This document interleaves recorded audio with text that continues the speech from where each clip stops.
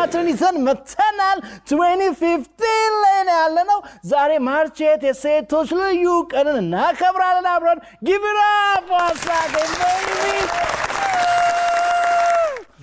እንኳን አብሮ አደረሰን የወንዶች ጉዳይ ሚኒስትር ክቡር ሚኒስትር ናቸው እሳቸው እንኳን ደህና መጡ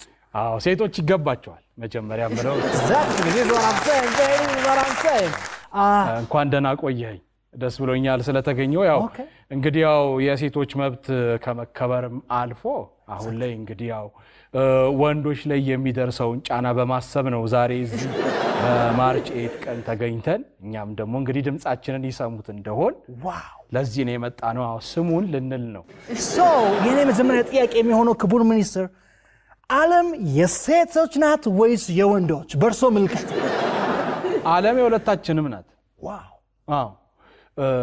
ግን ምን ነው አንተ ሴቶች የሚሉን አስቀደምከው መጀመሪያ ከወንዶች አጀምር እንዴ ጥያቄው ችግር አለው the same ነው ተመሳሳይ ነው በየኮነ baby አይደለም አየ ከዚህ ቀደምኛ ሌዲስ ፈርስት ብለን አሁን ከፈርስትነት አልፈውን ሄደዋል ጥለውን ሄደዋል ርቀውናል አሁን እኛ ዛሬ የመጣ ነው ምንድን ነው boys are equal men are equal ልንል ነው exactly this is what I'm saying ዘመንም አዘጋጅተናል really boys are equal men are equal Go. boys are equal Come on men are equal this is so beautiful man